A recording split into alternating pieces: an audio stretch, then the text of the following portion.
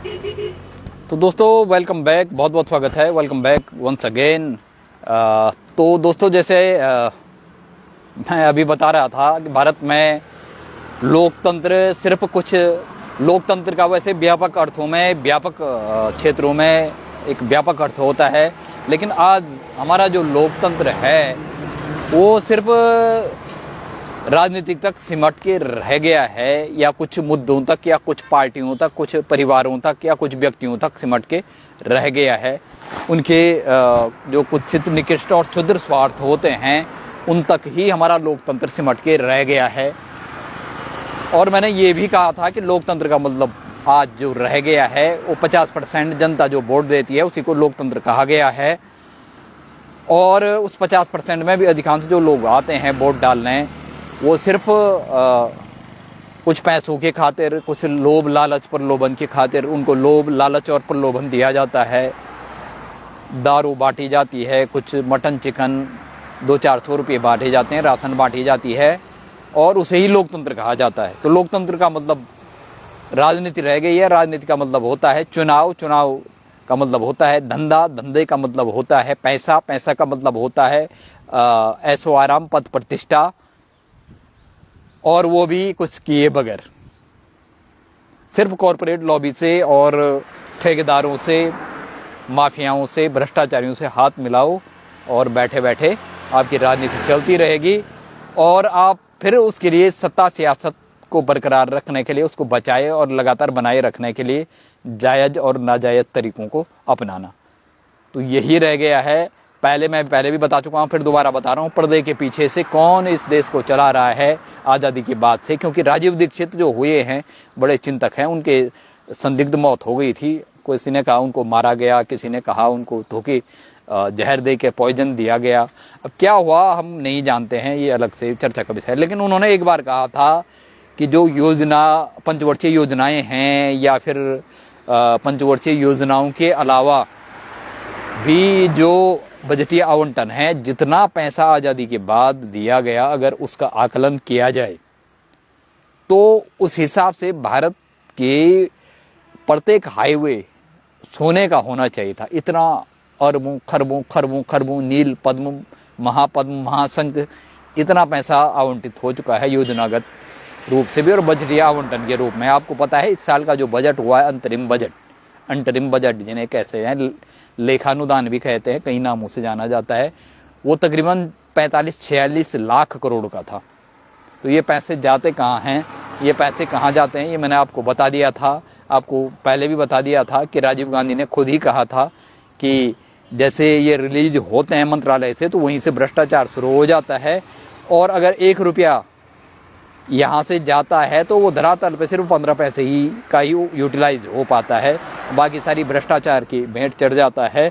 और जो 15% यूज़ भी होता है वो सारा माफियाओं के और भ्रष्टाचारियों के बंदर बांट में बढ़ जाता है। तो इस बंदर बांट में कई लोग पर्दे के आगे होते हैं, कई पर्दे के पीछे होते हैं, और जो अधिकांश पर्दे के पीछे होते हैं उनका पर्दाफाश कभी होता नहीं है। तो बात हो रही है, मैंने पहले भी कहा कि इस लोकतंत्र को, ये थोपा गया लोकतंत्र है या लोकतंत्र का तमाशा है या वास्तविक लोकतंत्र है, ये फैसला आपको करना है। और ये क्या वाकई में आपको लगता है कि बीजेपी, कांग्रेस या क्षेत्रीय पार्टियों के उभार से कुछ होने वाला है, या सिर्फ ये पुरानी शराब की बोतल का सिर्फ लेबल बदलने जैसा है कि लेबल बदलते जाएंगे आज़ादी के बाद से। और बड़े बड़े सब्जबाग इंदिरा गांधी के टाइम पे गरीबी हटाओ के नारे से लेकर आज मोदी की गारंटी तक ये लोकतंत्र पहुंच चुका है। तो ये कैसा लोकतंत्र बना है? क्या वाकई में जो घोषित अमृतकाल और राम राज्य बताया जा रहा है, क्या वाकई में राम राज्य आया है, नहीं आया है, ये आपको सोचना है। और पर्दे के पीछे से कौन इस देश को चला रहे हैं? क्या कांग्रेस और बीजेपी या क्षेत्रीय पार्टियां चला रही हैं, या बसपा सपा हो, चाहे कोई भी हो, अकाली दल हो, टीएमसी हो, या कोई भी हो, वो चला रहे हैं, या पर्दे के पीछे से इसको, या पर्दे के आगे से भी भ्रष्टाचारी माफिया और पूंजीपति मिलके चला रहे हैं, और मिलके वो यहाँ के जल, जंगल, प्राकृतिक संसाधन और अन्य तमाम चीज़ों का वो कर रहे हैं, सत्यानाश कर रहे हैं, और मानवीय संसाधनों का भी शोषण कर रहे हैं या दुष्प्रयोग कर रहे हैं। या गलत दोहन कर रहे हैं, ये आपको सोचना है। तो ये मैं कैसे और माफिया कई प्रकार के हैं, भ्रष्टाचारी कई प्रकार के हैं, खनन माफिया है, भूमि माफिया हैं, निर्माण माफिया हैं, भवन माफिया हैं। पहले नकल माफिया कम होते थे, अब नकल माफिया और परीक्षा माफिया भी हो चुके हैं। और इन सब में ऐसा लगता है, मैंने बताया ना, पर्दे के पीछे के जो लोग होते हैं उन्हीं के साजिशें इसमें सबसे ज़्यादा, उन्हीं की योजना होती है। इस योजनाओं में पर्दे के आगे कुछ लोगों को शामिल किया जाता है। उनका नाम कभी उजागर होता है, कभी नहीं होता है, अधिकांश मामलों में नहीं होता है। जब हाकम सिंह और अन्य जैसे लोगों, जैसे यूपी में भर्ती परीक्षा हुई, कुछ लोगों का नाम उजागर होता है, तो उनको ये पहले ही कहा जाता है कि अगर उजागर हो गया, लीक हो गया, हमारा नाम आ गया किसी भी प्रकार के भ्रष्टाचार में, अगर उजागर हो गया तो हमारा नाम मत लेना, जो हम मंत्री संतरी या जो बड़े कॉरपोरेट घराने के हैं या बड़े ठेकेदार हैं, हमारा नाम नहीं आना चाहिए। तुम हमारे प्यादे हो, तुम अपने सर ले लेना, 3 महीने 2 महीने जो भी होते हैं वो तुम जेल में रह ले जाना, उसके बाद तुम्हें, हम तुम्हारे आका बैठे हुए हैं, हम तुम्हें छुड़ा देंगे। 2-4 महीने जेल में रहने में क्या जाता है, वहाँ ऐसो आराम से रहो, सरकारी रोटियां काटो और बस छुट्टी। तो ये वर्षों से ये खेल चलता रहा है और पता नहीं ये कहाँ जाके रुकेगा, कुछ कहा नहीं जा सकता है। तो बात निर्माण माफिया की ही हम कभी कर रहे थे। हमने पीछे धनियाड़ी का भी फ्लाईओवर दिखाया था। एक ये जगह, अब मुझे शायद जो भी जगह है ये है दरअसल देहरादून जो ऋषिकेश बाईपास है, वहाँ पे है, जो थानो मार्ग है वहाँ पे ये जगह है, फ्लाईओवर या सोरा सिरोगी है, पता नहीं, जो भी जगह है ये फ्लाईओवर है। इसके भी वही हाल है, ये भी बने हुए ज़्यादा टाइम नहीं हुआ, ये 2-2, 3-3 बार टूट चुका है और बने हुए मुश्किल से 4-5 साल हुए होंगे इसको। तो इसके क्या हाल हैं आप ये देख सकते हैं।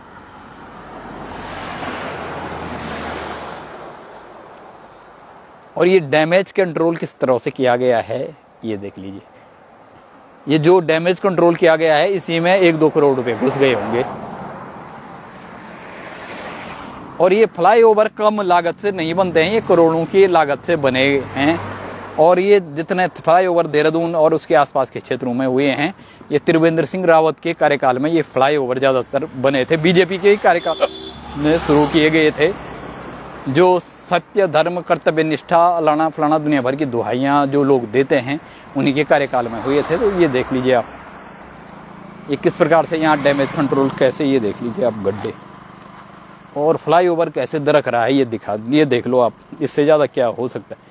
आने वाले ये बरसात झेल पाएगा, नहीं झेल पाएगा, ये देख लो। पर किसी को फ़र्क नहीं पड़ता है, फ़र्क नहीं पड़ना चाहिए।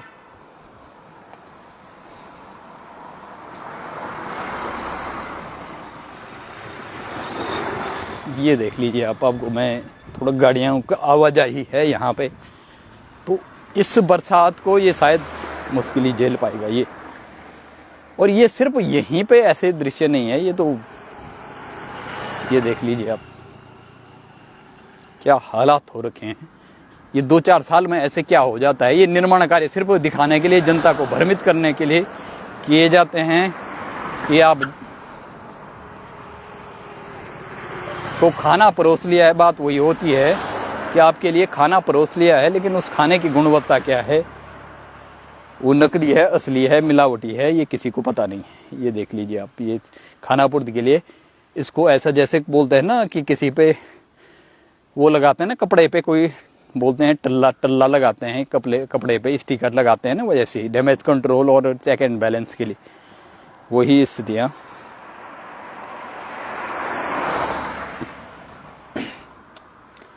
तो मुझे लगता है कि ये पूरा फ्लाईओवर कभी भी जा सकता है।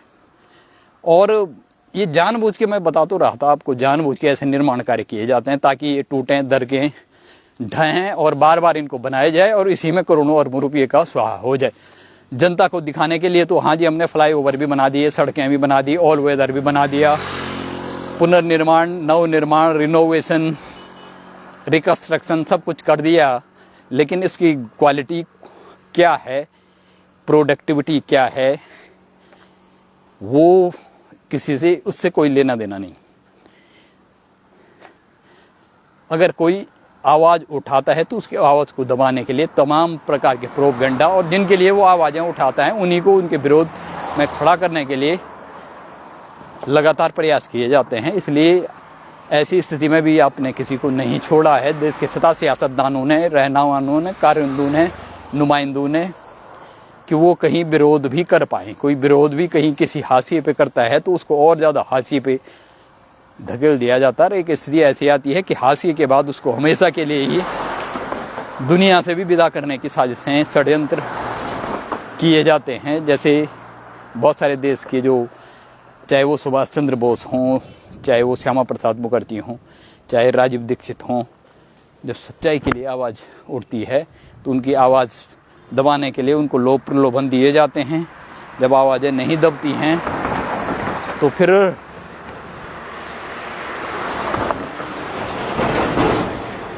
तो फिर उनको ही हमेशा के लिए विदा कर दिया जाता है। ये देख लीजिए आप, मैं ये दिखा रहा हूँ सब, ये देख लीजिए क्या इसमें हो। ये फिर यहाँ पे वो ये दबा हुआ है यहाँ फ्लाईओवर ऐसा है कहीं पे दबा हुआ, मतलब धंसा हुआ है। ये देखिए आप, अब मैं ज़्यादा क्या दिखाऊँ आपको, स्थितियाँ वैसे ही हैं। तो दोस्तों सवाल ये उठता है कि लोकतंत्र किसके लिए है, कैसा लोकतंत्र है, किसके लिए है, और इस लोकतंत्र के मतलब मायने क्या हैं। ये पैसा किसका है जो इसमें करोड़ों अरबों रुपये का इतना खर्चा होने के बावजूद ऐसी स्थितियाँ अगर पैदा होती हैं तो क्यों हैं, और क्यों आप जो जनता जनार्दन है वो क्यों फैसला नहीं कर पाती। इतने सालों से अगर जनता जनार्दन चुप है, 70 साल 75 साल अमृतकाल में जी रहे हैं तथाकथित जो कहा गया है, तो क्यों जनता चुप रहती है, क्यों जनता फैसला नहीं कर पाती है, क्यों जनता जनार्दन चुप रह जाती है, और किसके इंतजार में जनता जनार्दन बैठी हुई है, कौन आएगा। क्या आप भी इसी भरोसे बैठे हुए हो कि भारत में अवतार आते हैं वही करेंगे सब कुछ, अब कल की आने वाला है वो न मालूम कब आएंगे, क्या आएंगे, वही सुधार करेंगे, कोई अवतारी पुरुष आएगा, हमारे बस का कुछ नहीं। ये देखिए आप, सारा दरका हुआ धंस रहा है ये पूरा फ्लाईओवर। ये आपको दिखा चुका हूं मैं ये स्थितियाँ।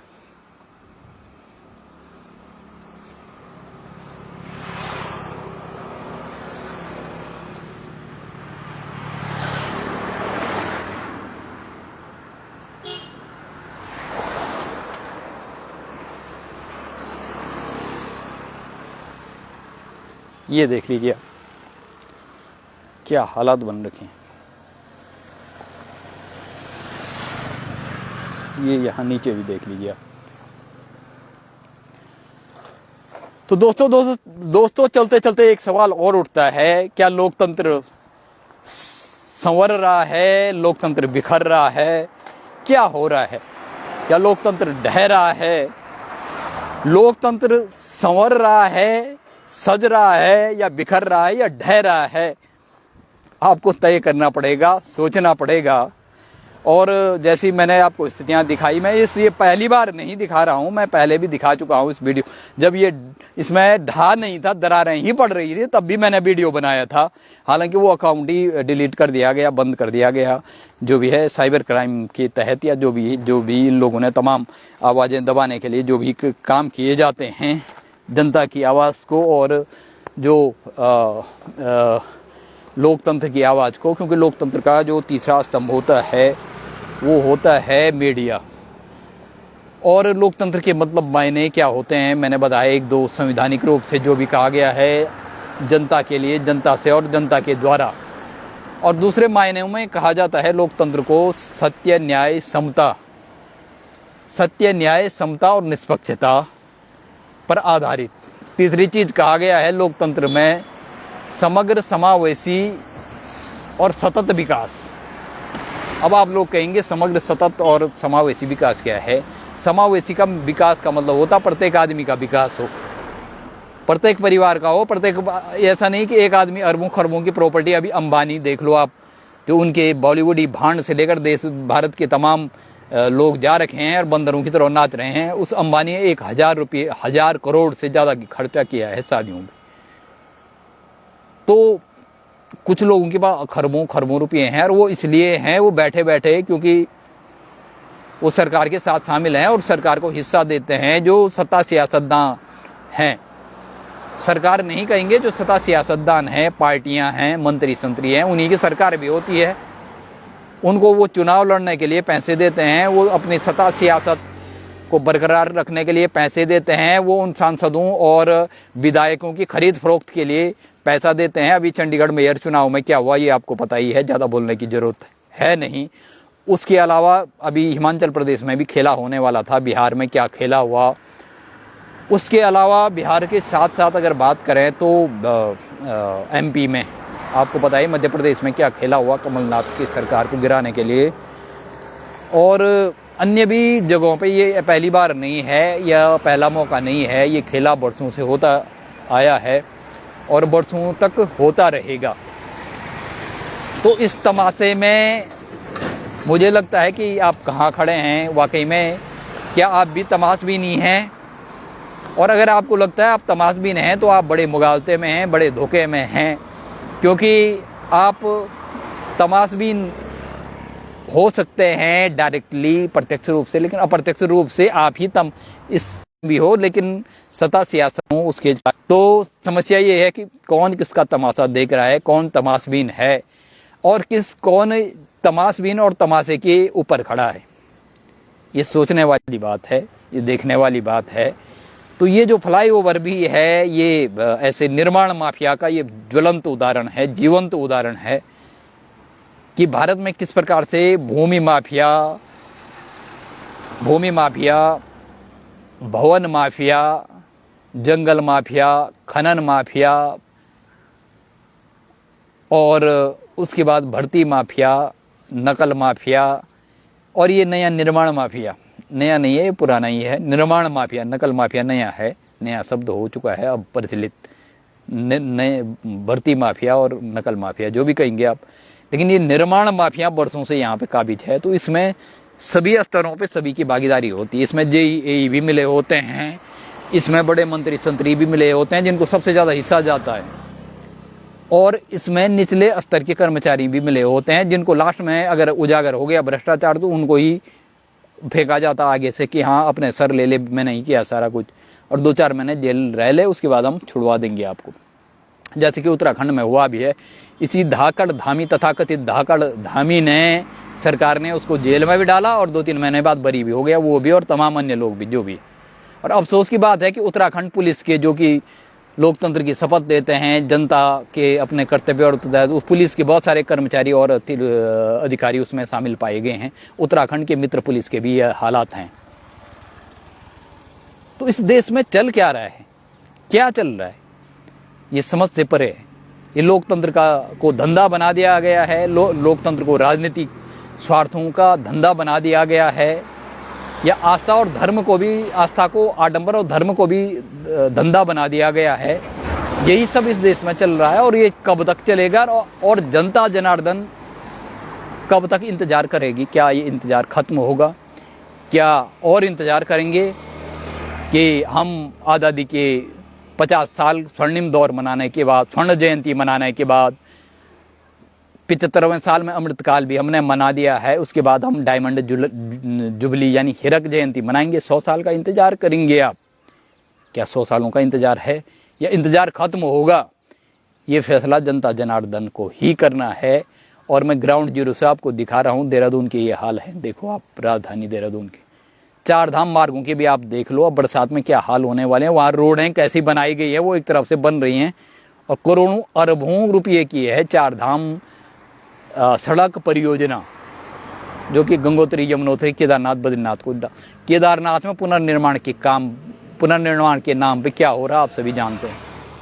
केदारनाथ में 2013 में आपदा आई थी, अभी तक पुनर्निर्माण के कार्य नहीं हुए। क्यों नहीं हो रहे हैं? जब भाई मेट्रो ट्रेन दिल्ली में 8-10 साल में बन के तैयार हो सकती है, कोंकण रेलवे 7 साल में, इतना बड़ा मेगा प्रोजेक्ट 7 साल में तैयार हो सकता है, और अन्य भी जो मेगा प्रोजेक्ट हैं वो जब 10-10, 12-12 साल में ही तैयार हो सकते हैं, तो केदारनाथ में पुनर्निर्माण का कार्य क्यों नहीं हो पा रहा भाई? और कौन है जो पुनर्निर्माण का कार्य होने नहीं दे रहे हैं? और कौन है जो इस पुनर्निर्माण के काम पे ट्रस्ट बना के देश विदेश से अरबों खरबों को जमा कर रहे हैं? इसमें पुनर्निर्माण न होने के पीछे 2 ही कारण हैं। मैं बात चलते चलते बात केदारनाथ तक भी पहुंच चुकी हैं।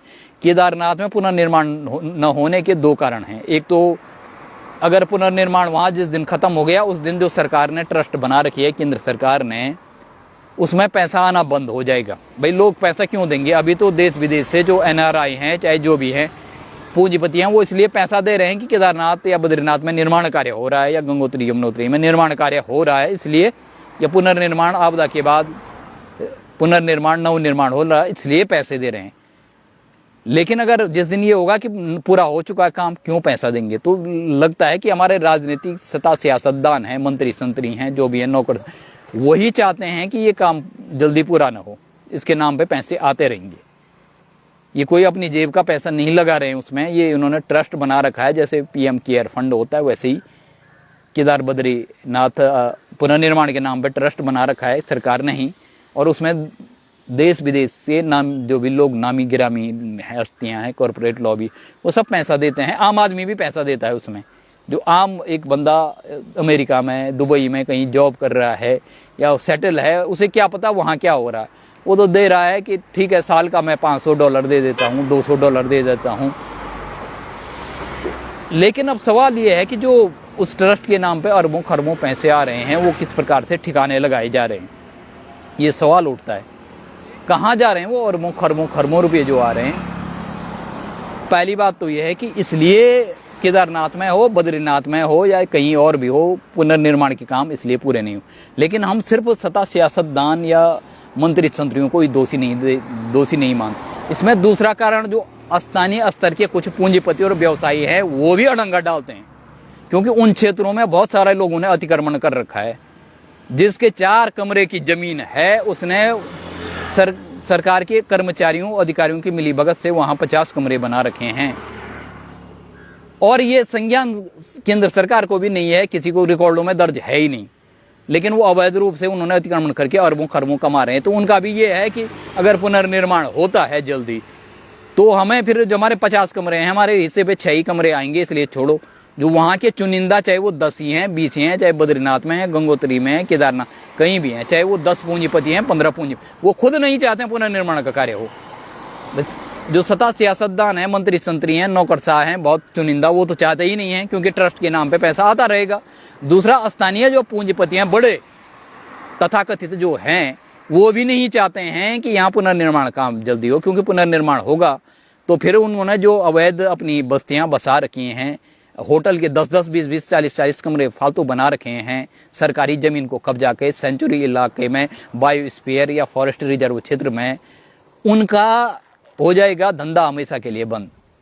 तो सारी चीजों को धंधा ही बना दिया गया है। लोकतंत्र का मतलब इन्होंने राजनीति का मतलब धंधा, और राजनीति ही धंधा नहीं बना चुका है, बल्कि राजनीतिक आड़ में, राजनीतिक स्वार्थों के रूप में धर्म को भी इन्होंने धंधा और आस्था को भी आडंबर बना दिया है, और उसके नाम पे जो चाहे वो आप करते रहो।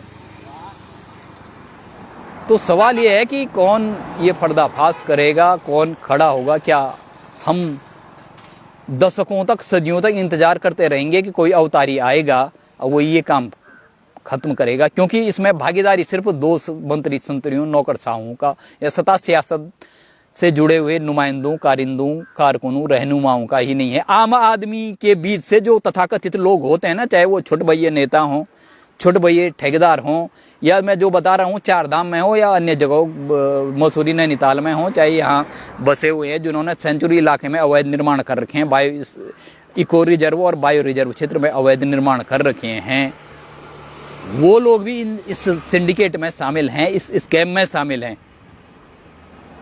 वो भी नहीं चाहते हैं कि ऐसा कुछ हो। तो भागीदारी सभी की है भाई।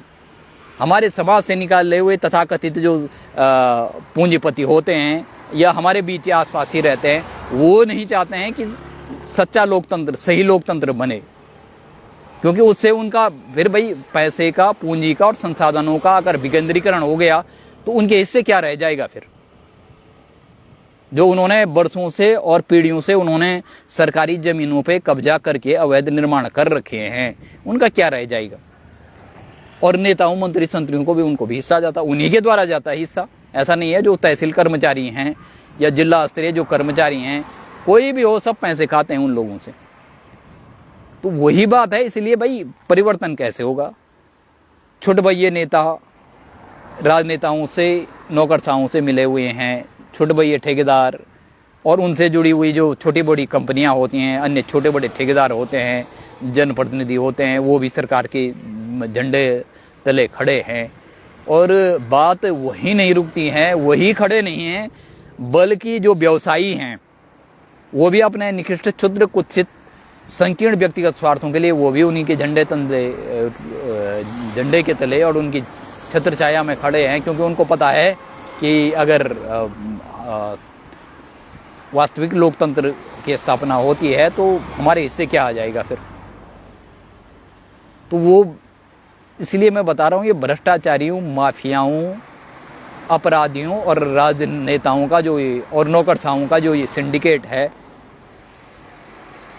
या ये जो चांडाल चौकड़ी है, ये इतनी जल्दी इनके सिस्टम को कोई हिला नहीं सकता है।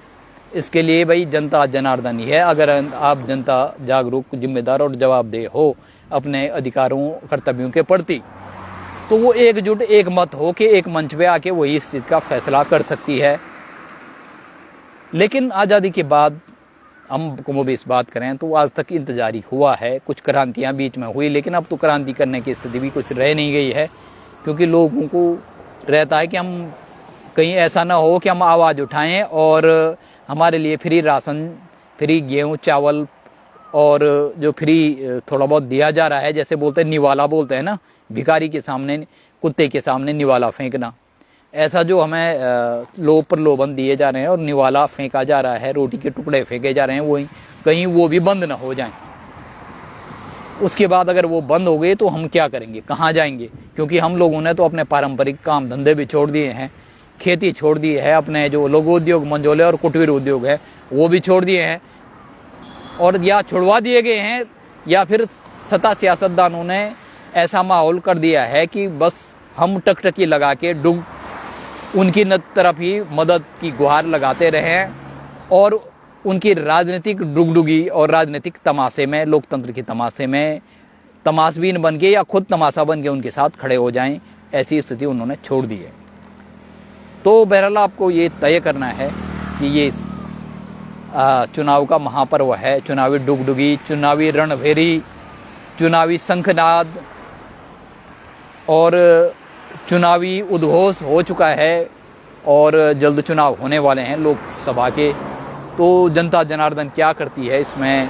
चुनाव बोर्ड के अधिकारी उसका एकमात्र अधिकार रह जाएगा, या वाकई में वो संतुष्ट हो जाती है कि हम अमृतकाल में, स्वर्णिम दौर में जी रहे हैं, राम राज्य आ चुका है।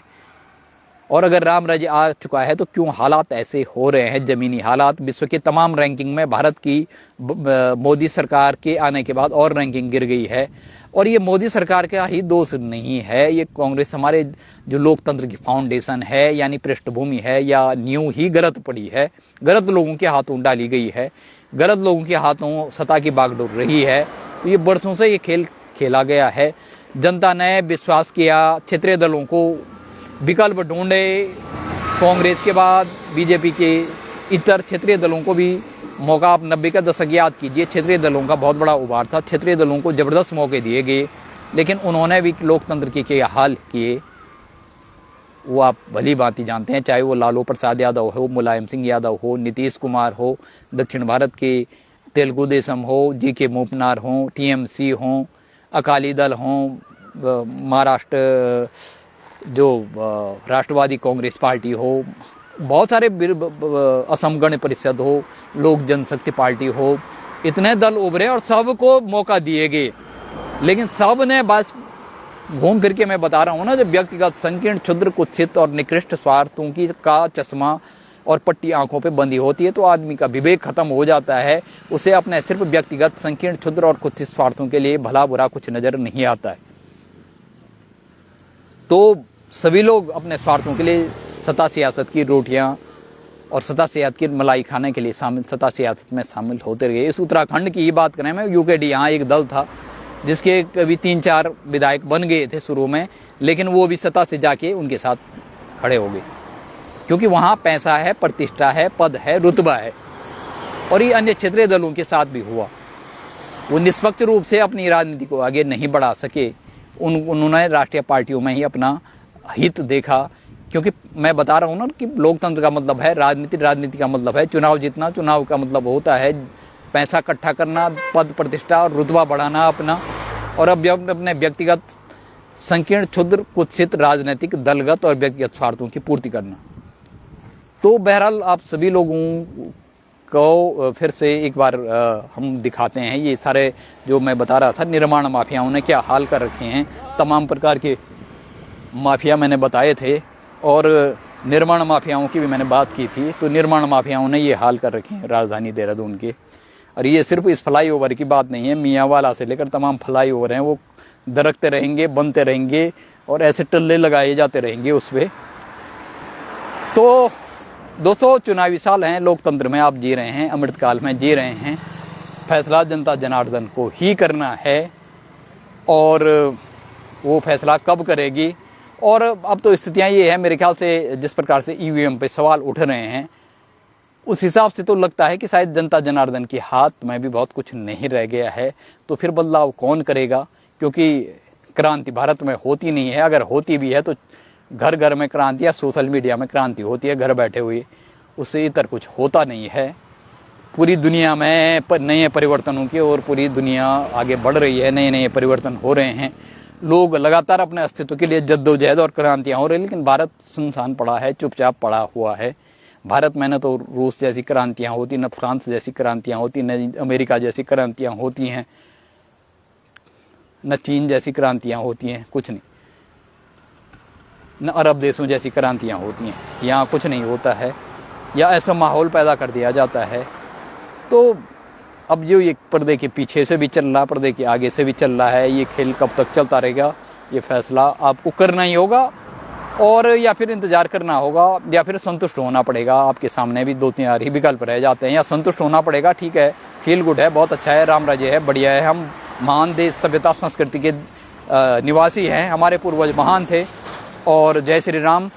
या फिर आपको ये मानना पड़ेगा ठीक है कोई अवतारी आएगा, भगवान रामकृष्ण जैसे आए था वैसे कोई आएगा, वही करेगा, उसके बाद अपार शक्ति अपार बल होगा और वो कल की महाराज आएंगे और वही कोई करेंगे, या इसका इंतजार करिए। या फिर एक रास्ता रहता है जो कठिन और असंभव सा है लेकिन नामुमकिन नहीं है, उसके लिए लोगों को अपने व्यक्तिगत संकीर्ण क्षुद्र स्वार्थों को त्यागते हुए समग्र और समावेशी समग्र जो हमारे जो सामुदायिक और संगठनात्मक खेल है उसके लिए एकजुट एक मत हो कि एक मंच पे आना पड़ेगा, तब जाके बात बनेगी।